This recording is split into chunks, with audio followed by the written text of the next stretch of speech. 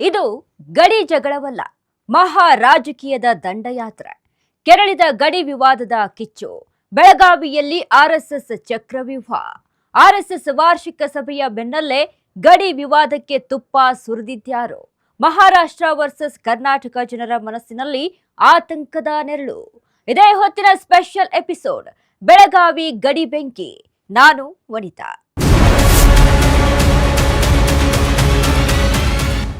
ಬೆಳಗಾವಿ ಹೌದು, ನಮ್ಮ ಕರ್ನಾಟಕದ ಹೆಬ್ಬಾಗಿಲು, ಕುಂದಾನಗರಿ. ಆದರೆ ರಾಜಕೀಯದ ದಾಳ ಉರುಳಿದಾಗಲೆಲ್ಲ ಈ ಜಿಲ್ಲೆ ಬೂದಿ ಮುಚ್ಚಿದ ಕೆಂಡದಂತಾಗುತ್ತದೆ. ದಶಕಗಳ ಇತಿಹಾಸವಿರೋ ಕರ್ನಾಟಕ ಮತ್ತು ಮಹಾರಾಷ್ಟ್ರ ಗಡಿ ವಿವಾದ ಈಗ ಮತ್ತೊಮ್ಮೆ ಹೊಸ ಸ್ವರೂಪ ಪಡೆದುಕೊಳ್ತಾ ಇದೆ. ಸುಪ್ರೀಂ ಕೋರ್ಟ್ ಅಂಗಳದಲ್ಲಿರೋ ಈ ಹಳೆ ಕೇಸ್ಗೆ ಮಹಾರಾಷ್ಟ್ರ ಸರ್ಕಾರ ಹೊಸ ತಂತ್ರ ಹೆಣೆಯುತ್ತಿದೆ. ಇತ್ತ ನಾವೇನೂ ಕಮ್ಮಿ ಇಲ್ಲ ಎಂದು ಡಿಕೆ ಶಿವಕುಮಾರ್ ನೇತೃತ್ವದ ಕಾಂಗ್ರೆಸ್ ಸರ್ಕಾರ ಕೂಡ ನಮ್ಮ ಅಸ್ಮಿತೆಗಾಗಿ ಹೋರಾಡಲು ಶತಸಿದ್ಧ ಅಂತ ಶಪಥ ಮಾಡಿದೆ. ಇದರ ನಡುವೆ ಇದೀಗ ಬೆಳಗಾವಿಯಲ್ಲಿ ಆರ್ಎಸ್ಎಸ್ ವಾರ್ಷಿಕ ಸಭೆ ಮಾಡುತ್ತಿದೆ. ಆ ಮೂಲಕ ರಾಜಕೀಯ ಮತ್ತು ಸಾಮಾಜಿಕ ಸಂಚಲನ ಸೃಷ್ಟಿಸುತ್ತಿದೆ. ಈ ಎರಡೂ ಬಲವಾದ ವಿದ್ಯಮಾನಗಳ ನಡುವೆ ಸಿಲುಕಿ ನಲುಗುತ್ತಿದೆ ಕುಂದಾನಗರಿ ಬೆಳಗಾವಿ. ಎಲ್ಲೆಲ್ಲೂ ಹದ್ದಿನ ಕಣ್ಣು, ಹೆಜ್ಜೆ ಹೆಜ್ಜೆಗೂ ಕಾಕಿ ಕಾವಲು. ಹಾಗಾದ್ರೆ ಇವತ್ತು ಗಡಿನಾಡಿನಲ್ಲಿ ಪರಿಸ್ಥಿತಿ ಹೇಗಿದೆ? ಬೆಳಗಾವಿ ಯಾಕೆ ಸದಾ ಎಂಥದ್ದೇ ವಿವಾದಗಳ ಅಖಾಡದಲ್ಲಿರುತ್ತದೆ? ನೋಡೋಣ ಈ ಕಂಪ್ಲೀಟ್ ಎಪಿಸೋಡ್ನಲ್ಲಿ. ಇದು ಗಡಿಯ ಜಗಳವಲ್ಲ, ಮಹಾ ರಾಜಕೀಯದ ದಂಡಯಾತ್ರೆ. ಕೆರಳಿದ ಗಡಿ ವಿವಾದದ ಕಿಚ್ಚು. ಬೆಳಗಾವಿಯಲ್ಲಿ ಆರ್ಎಸ್ಎಸ್ ಚಕ್ರವ್ಯೂಹ. ಆರ್ಎಸ್ಎಸ್ ವಾರ್ಷಿಕ ಸಭೆಯ ಬೆನ್ನಲ್ಲೇ ಗಡಿ ವಿವಾದಕ್ಕೆ ತುಪ್ಪ ಸುರಿದಿದ್ಯಾರು? ಮಹಾರಾಷ್ಟ್ರ ವರ್ಸಸ್ ಕರ್ನಾಟಕ ಜನರ ಮನಸ್ಸಿನಲ್ಲಿ ಆತಂಕದ ನೆರಳು. ಬೆಳಗಾವಿ ಕೇವಲ ಕರ್ನಾಟಕದ ಒಂದು ಜಿಲ್ಲೆಯಲ್ಲ, ಇದು ಸ್ವಾಭಿಮಾನದ ಸಂಕೇತವೂ ಹೌದು. ಆದರೆ ಇತ್ತೀಚಿನ ದಿನಗಳಲ್ಲಿ ಈ ಶಾಂತಿಯುತ ನಗರದ ಮೇಲೆ ವಿವಾದದ ನೆರಳು ಜಾಸ್ತಿ ಆಗ್ತಿದೆ. ಹೌದು, ಈಗ ಬೆಳಗಾವಿ ಹೈ ಅಲರ್ಟ್ನಲ್ಲಿದೆ. ನಗರದ ಮೂಲೆ ಮೂಲೆಯಲ್ಲೂ ಸಶಸ್ತ್ರ ಪೊಲೀಸ್ ಪಡೆಗಳು ಪಥಸಂಚಲನ ನಡೆಸುತ್ತಿವೆ. ಗಡಿ ಭಾಗದ ಚೆಕ್ ಪೋಸ್ಟ್ಗಳಲ್ಲಿ ಪ್ರತಿಯೊಂದು ವಾಹನವನ್ನು ಜಾಲಾಡಲಾಗುತ್ತಿದೆ. ಜನಸಾಮಾನ್ಯರಲ್ಲಿ ಆತಂಕ ಶುರುವಾಗಿದೆ. ಇದಕ್ಕೆ ಕಾರಣ ಒಂದಲ್ಲ ಎರಡಲ್ಲ, ಪ್ರಮುಖ ಬೆಳವಣಿಗೆಗಳು ಆಗುತ್ತಿವೆ. ಹೌದು, ಮಹಾರಾಷ್ಟ್ರ ಮತ್ತು ಕರ್ನಾಟಕ ಗಡಿ ವಿವಾದ ರಾಜಕೀಯ ಲಾಭಕ್ಕಾಗಿ ಕೆಲವು ಶಕ್ತಿಗಳು ಪ್ರತಿ ಬಾರಿಯೂ ಬೆಳಗಾವಿಯ ಭಾಷಾ ಸಾಮರಸ್ಯವನ್ನ ಕದಡಲು ಯತ್ನಿಸುತ್ತಲೇ ಇವೆ. ಸುಪ್ರೀಂ ಕೋರ್ಟ್ನಲ್ಲಿ ಕೇಸ್ ಇದ್ದರೂ ಮಹಾರಾಷ್ಟ್ರದ ಕೆಲವು ನಾಯಕರು ಮತ್ತೆ ಮತ್ತೆ ಬೆಳಗಾವಿ ನಮ್ಮದು ಎಂಬ ರಾಗ ಆಡುತ್ತಿದ್ದಾರೆ. ಇದಕ್ಕೆ ಪ್ರತಿಯಾಗಿ ಕನ್ನಡಿಗರು ಕೂಡ ತಕ್ಕ ಪ್ರತ್ಯುತ್ತರ ನೀಡುತ್ತಲೇ ಬರುತ್ತಿದ್ದಾರೆ. ಬೆಳಗಾವಿ ಕನ್ನಡಿಗರದ್ದು ಕರ್ನಾಟಕದ ಅವಿಭಾಜ್ಯ ಅಂಗ ಅಂತ ಸುವರ್ಣಸೌಧ ಸಾಕ್ಷಿ ಸಮೇತ ಸಾರುತ್ತಿದ್ದರು. ಗಡಿಯಲ್ಲಿ ರಾಜಕೀಯ ಬೇಳೆ ಬೇಯಿಸಿಕೊಳ್ಳುವವರ ಆಟ ನಿಂತಿಲ್ಲ. ಈ ಬಾರಿ ಗಡಿ ವಿವಾದ ಕೇವಲ ಹೇಳಿಕೆಗಳಿಗೆ ಸೀಮಿತವಾಗಿಲ್ಲ, ಅದು ಬೀದಿಗೆ ಬಂದು ನಿಂತಿದೆ. ಆಗಾಗ ಗಡಿ ದಾಟುವ ಬಸ್ಗಳ ಮೇಲೆ ಕಲ್ಲು ತೂರಾಟ, ಕಪ್ಪು ಮಸಿ ಬೆಳೆಯುವ ಘಟನೆಗಳು ಗಡಿ ಕಾಯುವ ಪೊಲೀಸರಿಗೆ ದೊಡ್ಡ ತಲೆನೋವಾಗಿ ಪರಿಣಮಿಸಿದೆ. ಈ ಗಡಿ ವಿವಾದದ ಈ ಬಿಸಿ ವಾತಾವರಣ ನಡುವೆಯೇ ಬೆಳಗಾವಿಯಲ್ಲಿ ರಾಷ್ಟ್ರೀಯ ಸ್ವಯಂ ಸೇವಕ ಸಂಘ ಅಂದ್ರೆ ಆರ್ಎಸ್ಎಸ್ ತನ್ನ ಮಹತ್ವದ ವಾರ್ಷಿಕ ಸಭೆಯನ್ನ ಆಯೋಜಿಸಿದೆ. ದೇಶದ ಮೂಲೆ ಮೂಲೆಗಳಿಂದ ನೂರಾರು ಪ್ರಮುಖ ಪದಾಧಿಕಾರಿಗಳು, ಸಂಘಟನಾ ನಾಯಕರು ಈಗ ಕುಂದಾನಗರಿ ಗಡಿಯಲ್ಲಿ ಬೀಡು ಬಿಟ್ಟಿದ್ದಾರೆ. ಮುಂಬರುವ ದಿನಗಳಲ್ಲಿ ಸಂಘಟನೆಯ ಕಾರ್ಯತಂತ್ರ ಹೇಗಿರಬೇಕು, ಸಾಮಾಜಿಕ ಸವಾಲುಗಳನ್ನು ಹೇಗೆ ಎದುರಿಸಬೇಕು ಎಂಬ ಬಗ್ಗೆ ಇಲ್ಲಿ ಮಂಥನ ನಡೆಯುತ್ತಿದೆ. ಒಂದು ಕಡೆ ಮಹಾರಾಷ್ಟ್ರದ ಸಿಎಂ ದೇವೇಂದ್ರ ಫಡ್ನವೀಸ್ ನೇತೃತ್ವದಲ್ಲಿ ಮಹಾರಾಷ್ಟ್ರ ಗಡಿ ಉನ್ನತ ಮಟ್ಟದ ಸಮಿತಿಯ ಸಭೆಯನ್ನ ಮಾಡಿದ್ದಾರೆ. ಇನ್ನೊಂದು ಕಡೆ ನಮ್ಮ ರಾಜ್ಯದ ಮುಖ್ಯಮಂತ್ರಿ ಡಿಕೆ ಶಿವಕುಮಾರ್ ಅವರು ಬೆಳಗಾವಿಯಲ್ಲಿ ಕನ್ನಡಿಗರ ಹಿತ ಕಾಯಲು ಬದ್ಧ ಎಂದು ಸಭೆ ನಡೆಸುವುದರ ಮೂಲಕ ಮಾತು ಕೊಟ್ಟಿದ್ದಾರೆ. ಮತ್ತೊಂದು ಕಡೆ ಮೋಹನ್ ಭಾಗವತ್ ನೇತೃತ್ವದಲ್ಲಿ ಆರ್ಎಸ್ಎಸ್ ವಾರ್ಷಿಕ ಸಭೆಯನ್ನ ನಡೆಸುತ್ತಿದೆ.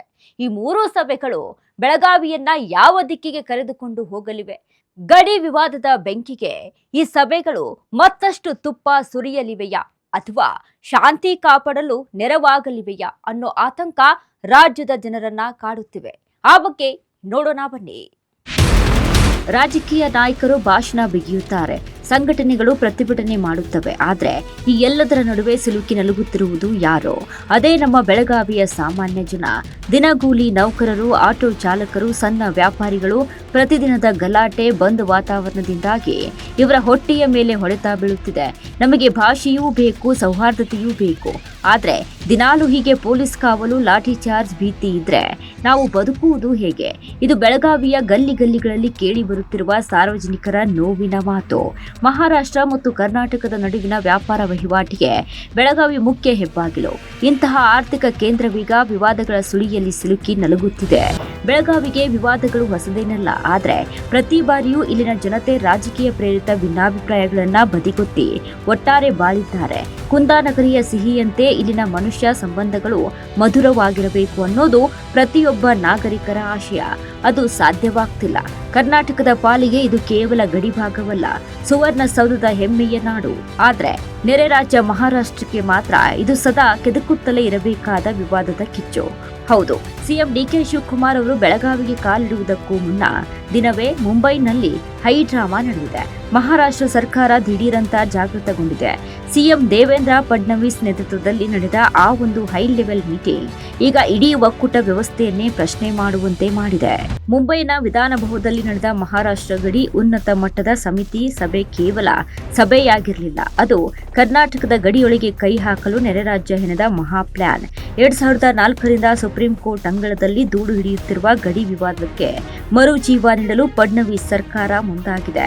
ಅಷ್ಟೇ ಅಲ್ಲ, ನಾವು ಸುಪ್ರೀಂ ಕೋರ್ಟ್ನಲ್ಲಿ ಕೂಡಲೇ ವಿಚಾರಣೆ ಕೋರಿ ಹೊಸ ಅರ್ಜಿ ಸಲ್ಲಿಸುತ್ತೇವೆ ಅಂತ ಫಡ್ನವೀಸ್ ಗುಡುಗಿದ್ದಾರೆ. ಇದು ಕರ್ನಾಟಕದ ಸಾರ್ವಭೌಮತ್ವಕ್ಕೆ ಹಾಕಿದ ಸವಾಲ ಅಥವಾ ರಾಜಕೀಯ ಗಿಮಿಕ್ಕ? ಮಹಾರಾಷ್ಟ್ರ ಸಿಎಂ ದೇವೇಂದ್ರ ಫಡ್ನವೀಸ್ ಕೇವಲ ಕೋರ್ಟ್ ಮೆಟ್ಟಿಲೇರೋ ಮಾತಾಡಿಲ್ಲ. ಬದಲಿಗೆ ಕರ್ನಾಟಕದ ಕಾನೂನು ಸುವ್ಯವಸ್ಥೆಗೆ ಧಕ್ಕೆ ತಂದವರ ಬೆನ್ನಿಗೆ ನಿಲ್ಲುವ ಬಹಿರಂಗ ಘೋಷಣೆ ಮಾಡಿದ್ದಾರೆ. ಕರ್ನಾಟಕದಲ್ಲಿ ಕನ್ನಡಿಗರ ವಿರುದ್ಧ, ಕನ್ನಡ ನಾಡಿನ ವಿರುದ್ಧ ಹೋರಾಟ ಮಾಡಿ ಕೇಸ್ ದಾಖಲಿಸಿಕೊಂಡಿರುವ ಮರಾಠಿ ಹೋರಾಟಗಾರರಿದ್ದಾರೆ ಅಲ್ವಾ, ಅವರಿಗೆ ಮಹಾರಾಷ್ಟ್ರ ಸರ್ಕಾರವೇ ಉಚಿತ ವಕೀಲರನ್ನ ನೇಮಿಸುತ್ತಿದೆ ಅಂತೆ. ಅಷ್ಟು ಮಾತ್ರವಲ್ಲ, ಸಂಪೂರ್ಣ ಆರ್ಥಿಕ ನೆರವು, ಕಾನೂನು ರಕ್ಷಣೆ ನೀಡುತ್ತದೆಯಂತೆ. ಕಾನೂನು ಉಲ್ಲಂಘಿಸಿದವರಿಗೆ ಬೇರೆ ರಾಜ್ಯ ಸರ್ಕಾರ ಫಂಡಿಂಗ್ ಮಾಡೋದು ಎಷ್ಟರ ಮಟ್ಟಿಗೆ ಸರಿ? ಇಷ್ಟೇ ಅಲ್ಲ, ದೆಹಲಿ ಮಟ್ಟದಲ್ಲೂ ಕರ್ನಾಟಕದ ವಿರುದ್ಧ ಚಕ್ರವ್ಯೂಹ ರಚಿಸುವುದಕ್ಕೆ ಫಡ್ನವೀಸ್ ಪ್ಲಾನ್ ಮಾಡಿದ್ದಾರೆ. ತಮ್ಮ ಸಂಸದರ ಮೂಲಕ ರಾಷ್ಟ್ರೀಯ ಭಾಷಾ ಅಲ್ಪಸಂಖ್ಯಾತರ ಆಯೋಗಕ್ಕೆ ದೂರು ನೀಡುವುದಕ್ಕೆ ರೆಡಿಯಾಗಿದ್ದಾರೆ. ಗಡಿ ಭಾಗದ ಮರಾಠಿ ಭಾಷಿಕರ ಪರವಾಗಿ ಇಡೀ ಮಹಾರಾಷ್ಟ್ರವೇ ನಿಲ್ಲುತ್ತೆ ಅಂತ ಭರವಸೆಯನ್ನ ನೀಡುತ್ತಿದ್ದಾರೆ. ಆ ಮೂಲಕ ಗಡಿಯಲ್ಲಿ ಮತ್ತೆ ಭಾಷಾ ವೈಷಮ್ಯದ ಕಿಚ್ಚು ಹಚ್ಚಲು ಮುಂಬೈ ನಾಯಕರು ರೆಡಿಯಾಗಿದ್ದಾರೆ. ಆ ಬಗ್ಗೆ ನೋಡೋಣ ಬನ್ನಿ. ಒಂದು ರಾಜ್ಯದ ಗಡಿಯೊಳಗೆ ಇನ್ನೊಂದು ರಾಜ್ಯ ಸರ್ಕಾರ ತನ್ನದೇ ಯೋಜನೆಗಳನ್ನು ಜಾರಿಗೊಳಿಸುವುದು ಎಷ್ಟು ಸರಿ? ಅಲ್ಲಿನ ಜನರಿಗೆ ಆಮಿಷ ಒಡ್ಡುವುದು ನೇರವಾಗಿ ಭಾರತದ ಒಕ್ಕೂಟ ವ್ಯವಸ್ಥೆಗೆ ಮಾಡುವ ದ್ರೋಹ ಅಲ್ವಾ? ಕರ್ನಾಟಕದ ಗಡಿಯಲ್ಲಿರೋ ಮರಾಠಿ ಭಾಷಿಕರನ್ನ ತನ್ನತ್ತ ಸೆಳೆದುಕೊಂಡು ಬೆಳಗಾವಿ ನಮ್ಮದು ಅಂತ ವಾದಿಸಲು ಮಹಾರಾಷ್ಟ್ರ ಸರ್ಕಾರ ಹೂಡುತ್ತಿರೋ ಕುತಂತ್ರದ ರಾಜಕಾರಣ ಇದು ಎಂದು ಕನ್ನಡಿಗರ ವಾದ. ವಿಷಯ ಇಷ್ಟೇ ಅಲ್ಲ, ಈ ಸಭೆ ನಡೆದ ಟೈಮಿಂಗ್ ಇದೆಯಲ್ಲ, ಅದು ತೀರಾ ಮುಖ್ಯ. ಕರ್ನಾಟಕದ ಪ್ರಭಾವಿ ನಾಯಕ ಮುಖ್ಯಮಂತ್ರಿ ಡಿಕೆ ಶಿವಕುಮಾರ್ ಅವರು ಬೆಳಗಾವಿಗೆ ಬರುವ ಮುನ್ನ ದಿನವೇ ಮಹಾರಾಷ್ಟ್ರದಲ್ಲಿ ಈ ಮಿಂಚಿನ ಬೆಳವಣಿಗೆ ಆಗಿದೆ. ಅಂದ್ರೆ ಕರ್ನಾಟಕದ ನಾಯಕರಿಗೆ ಮತ್ತು ಕನ್ನಡಿಗರಿಗೆ ಡೈರೆಕ್ಟ್ ಆಗಿ ಒಂದು ಸಂದೇಶ ರವಾನಿಸಲು ಮುಂಬೈ ಸರ್ಕಾರ ಯತ್ನಿಸಿದೆ. ಹೌದು, ಎಷ್ಟೆಲ್ಲ ಆಗುತ್ತಿದ್ದರೆ ಕನ್ನಡಿಗರು ಮತ್ತು ಕರ್ನಾಟಕ ಸರ್ಕಾರ ಸುಮ್ಮನೆ ಕೂರುತ್ತಾ? ಬೆಳಗಾವಿ ಎಂದಿಗೂ ಕರ್ನಾಟಕದ ಅವಿಭಾಜ್ಯ ಅಂಗ. ಮಹಾರಾಷ್ಟ್ರ ಎಷ್ಟೇ ಅರ್ಜಿ ಹಾಕಿದ್ರು, ಎಷ್ಟೇ ಆಮಿಷ ಒಡ್ಡಿದ್ರು, ಮಹಾಜನ್ ವರದಿ ಅಂತಿಮ. ಈಗ ಮಹಾರಾಷ್ಟ್ರದ ಈ ಉದ್ದಟತನಕ್ಕೆ ಕರ್ನಾಟಕ ಸರ್ಕಾರ, ಸಿಎಂ ಡಿಕೆ ಶಿವಕುಮಾರ್ ಯಾವ ರೀತಿ ಪ್ರತಿತಂತ್ರ ಹೂಡ್ತಾರೆ, ಕೌಂಟರ್ ಅಟ್ಯಾಕ್ ಹೇಗಿರುತ್ತೆ ಅಂತ ಕಾಯ್ತಾ ನೋಡುತ್ತಿದ್ದಾರೆ. ಬೆಳಗಾವಿ ಗಡಿ ವಿವಾದ ಕೇವಲ ಭಾಷೆಯದ್ದಲ್ಲ, ಇದು ನಮ್ಮ ನೆಲದ ಸಾರ್ವಭೌಮತ್ವದ ಪ್ರಶ್ನೆ. ಮಹಾರಾಷ್ಟ್ರದ ನಾಯಕರು ತಮ್ಮ ರಾಜಕೀಯ ಬೇಳೆ ಬೇಯಿಸಿಕೊಳ್ಳಲು ವರ್ಷಕ್ಕೊಮ್ಮೆ ಈ ರೀತಿ ಗಡಿ ಜಪ ಮಾಡ್ತಾರೆ. ಆದ್ರೆ ಈ ಬಾರಿ ಅವರು ಒಕ್ಕೂಟ ವ್ಯವಸ್ಥೆಯನ್ನೇ ಧಿಕ್ಕರಿಸಿ ಕಾನೂನು ನೆರವು ಮತ್ತು ಯೋಜನೆಗಳ ಆಮಿಷ ಒಡ್ಡಿದ್ದಾರೆ. ಇದಕ್ಕೆ ನಮ್ಮ ಹೆಮ್ಮೆಯ ಕರ್ನಾಟಕ ಸೂಕ್ತ ಮತ್ತು ತಕ್ಕ ಉತ್ತರವನ್ನೇ ನೀಡಬೇಕಾಗಿದೆ ಅಂತಾರೆ ನಾಡಿನ ಜನ. ಹೌದು, ಮಹಾರಾಷ್ಟ್ರ ಸರ್ಕಾರಕ್ಕೆ ಕೌಂಟರ್ ಕೊಡಲು ನಮ್ಮ ಸರ್ಕಾರ ಯಾಕೆ ಹಿಂದೇಟು ಹಾಕ್ತಿದೆ? ಇದು ಗಡಿ ಭಾಗದ ಕನ್ನಡಿಗರ ನೇರ ಪ್ರಶ್ನೆ. ಮಹಾರಾಷ್ಟ್ರ ಸರ್ಕಾರ ಮುಖ್ಯಮಂತ್ರಿಗಳ ಅಧ್ಯಕ್ಷತೆಯಲ್ಲೇ ಒಂದು ಹೈ ಪವರ್ ಕಮಿಟಿಯನ್ನ ರಚಿಸಿಕೊಂಡು ಕೋರ್ಟ್ನಲ್ಲಿ ಭರ್ಜರಿ ತಯಾರಿ ನಡೆಸಿದೆ. ಆ ಬಗ್ಗೆ ನೋಡೋಣ ಬನ್ನಿ. ಇತಿಹಾಸದ ಪುಟಗಳನ್ನ ತಿರುವಿ ನೋಡಿದ್ರೆ ಗಡಿ ವಿವಾದ ನಿನ್ನೆ ಮೊನ್ನೆಯದಲ್ಲ. 2004ರಲ್ಲಿ ಮಹಾರಾಷ್ಟ್ರ ಸರ್ಕಾರ ನೇರವಾಗಿ ಸುಪ್ರೀಂ ಕೋರ್ಟ್ ಮೆಟ್ಟಿಲೇರಿದಾಗ ಈ ವಿವಾದಕ್ಕೆ ಕಾನೂನಿನ ರಂಗು ಬಂತು. ಅಂದಿನಿಂದ ಇಂದಿನವರೆಗೆ ಮುಂಬೈ ಅಂಗಳದಲ್ಲಿ ಯಾವ ಸರ್ಕಾರವೇ ಬರಲಿ, ಅದು ಶಿವಸೇನೆ ಇರಲಿ, ಬಿಜೆಪಿ ಇರಲಿ ಅಥವಾ ಕಾಂಗ್ರೆಸ್ ಇರಲಿ, ಕರ್ನಾಟಕದ ಗಡಿಯನ್ನ ಕೆಣಕುವ ವಿಷಯದಲ್ಲಿ ಎಲ್ಲರೂ ಒಂದೇ. ಬೆಳಗಾವಿ, ನಿಪ್ಪಾಣಿ, ಕಾರವಾರ, ಬೀದರ್, ಬಾಲ್ಕಿ ಸೇರಿದಂತೆ ಬರೋಬ್ಬರಿ 865 ಹಳ್ಳಿಗಳನ್ನ ಮಹಾರಾಷ್ಟ್ರಕ್ಕೆ ಸೇರಿಸಲೇಬೇಕು ಅಂತ ಅಲ್ಲಿನ ನಾಯಕರು ಹಠ ಹಿಡಿದಿದ್ದಾರೆ. ಇದಕ್ಕಾಗಿಯೇ ಅವರು ರಚಿಸಿರೋದು ಉನ್ನತಾಧಿಕಾರ ಸಮಿತಿ. ದಶಕಗಳ ಇತಿಹಾಸವಿರುವ ಕರ್ನಾಟಕದ ಮತ್ತು ಮಹಾರಾಷ್ಟ್ರ ನಡುವಿನ ಗಡಿ ವಿವಾದ ಈಗ ಸುಪ್ರೀಂ ಕೋರ್ಟ್ನ ಅಂಗಳದಲ್ಲಿ ಕಾದಿದೆ. ಆದರೆ ಈಗ ಮುಂಬೈ ಅಂಗಳದಿಂದ ಒಂದು ಮಹತ್ವದ ಸುದ್ದಿ ಹೊರಬಿದ್ದಿದೆ. ಕಾನೂನು ಹೋರಾಟದಲ್ಲಿ ಗೆಲುವು ಸಾಧಿಸಲೇಬೇಕು ಎಂದು ಪಣ ತೊಟ್ಟಿರುವ ಮಹಾರಾಷ್ಟ್ರ ಸರ್ಕಾರ ಸುಪ್ರೀಂ ಕೋರ್ಟ್ನಲ್ಲಿ ತನ್ನ ವಾದ ಮಂಡಿಸಲು ದೇಶದ ಖ್ಯಾತ ಹಿರಿಯ ವಕೀಲರ ಹೊಸ ತಂಡವನ್ನೇ ಕಣಕ್ಕಿಳಿಸಲು ಗಂಭೀರ ಚಿಂತನೆಯನ್ನ ನಡೆಸಿದೆ. ಹೌದು, ಗಡಿ ವಿವಾದದ ಸುದೀರ್ಘ ಕಾನೂನು ಸಮರದಲ್ಲಿ ಮಹಾರಾಷ್ಟ್ರ ಈಗ ಮತ್ತೊಂದು ಮಹಾದಾಳ ಉರುಳಿಸಲು ಸಜ್ಜಾಗಿದೆ. ಸುಪ್ರೀಂ ಕೋರ್ಟ್ನಲ್ಲಿ ಕರ್ನಾಟಕದ ಗಟ್ಟಿಯಾದ ವಾದಕ್ಕೆ ಬ್ರೇಕ್ ಹಾಕಲು ಹೊಸ ದಿಗ್ಗಜ ವಕೀಲರ ದಂಡನ್ನ ಕಣಕ್ಕಿಳಿಸಲು ಮುಂಬೈನಲ್ಲಿ ಹೈಕಮಾಂಡ್ ಮಟ್ಟದ ಸಭೆಗಳು ನಡೆದಿವೆ. ಈ ಹಿಂದಿನ ವಕೀಲರ ತಂಡಕ್ಕಿಂತಲೂ ಅತ್ಯಂತ ಪ್ರಭಾವಿ ಮತ್ತು ಸಂವಿಧಾನ ತಜ್ಞರನ್ನ ಒಳಗೊಂಡ ಹೊಸ ಟೀಮ್ ರಚನೆಗೆ ಮಹಾರಾಷ್ಟ್ರ ಸರ್ಕಾರ ಮುಂದಾಗಿದೆ. ಇದು ಕೇವಲ ಕಾನೂನು ಹೋರಾಟ ಅಷ್ಟೇ ಅಲ್ಲ, ಇದರ ಹಿಂದೆ ರಾಜಕೀಯ ಪ್ರತಿಷ್ಠೆಯೂ ಅಡಗಿದೆ ಎಂಬುದು ಸ್ಪಷ್ಟವಾಗುತ್ತಿದೆ. ಈ ವಿವಾದ ಇವತ್ತಿನದ್ದಲ್ಲ.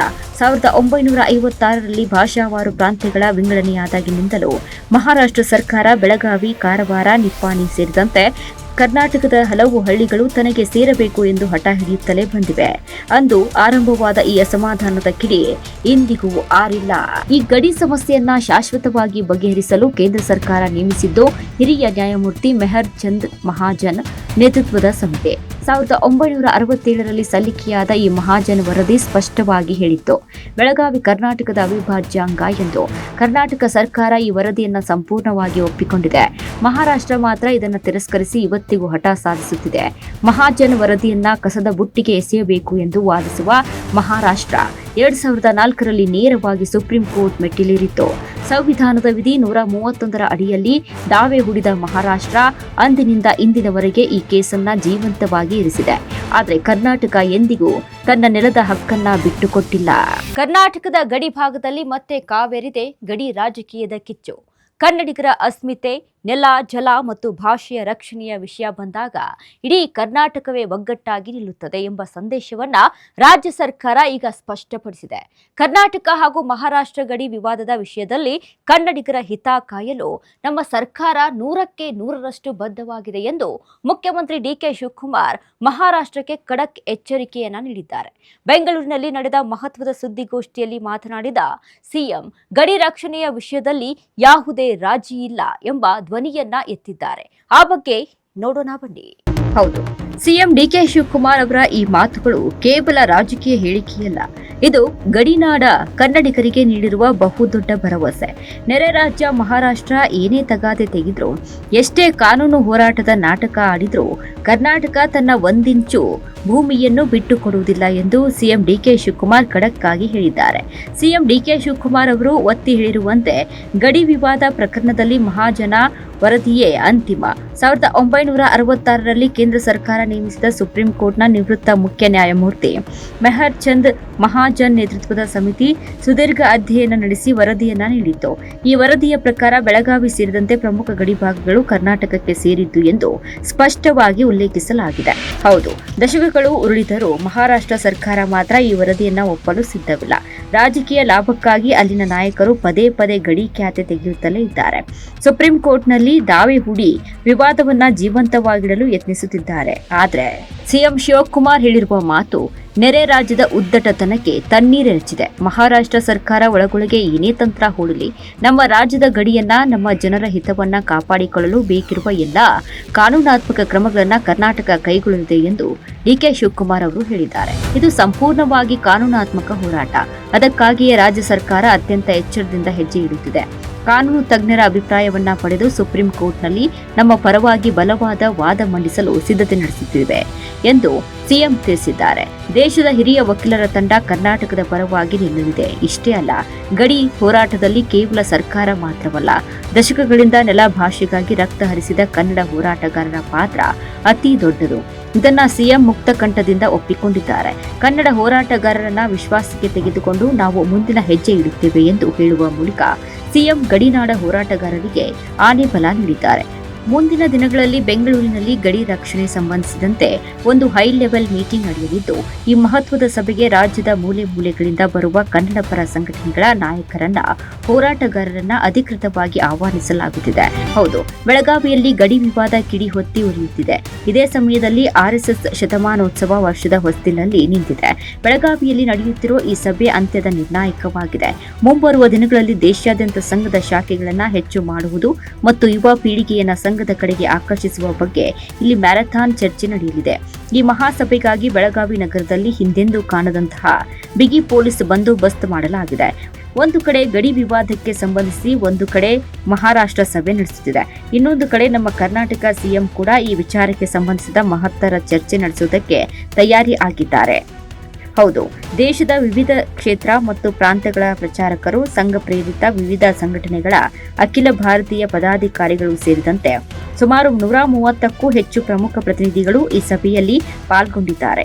ಈ ಸಭೆಯ ಒಳಗೆ ನಿರ್ಧಾರವಾಗುವ ನಿರ್ಣಯಗಳು ಮುಂದಿನ ದಿನಗಳಲ್ಲಿ ದೇಶದ ರಾಜಕೀಯದ ಮೇಲೂ ಯಾವ ರೀತಿ ಪರಿಣಾಮ ಬೀರಲಿದೆ ಎಂಬುದನ್ನ ಕಾದು ನೋಡಬೇಕಿದೆ. ಇದು ಇವತ್ತಿನ ಸ್ಪೆಷಲ್ ಎಪಿಸೋಡ್. ನೋಡ್ತಾ ಇರಿ ಅಶ್ವಬೇಗ ನ್ಯೂಸ್. ಇದು ಸತ್ಯಾನ್ವೇಷಣೆಯ ಓಟದಲ್ಲಿ.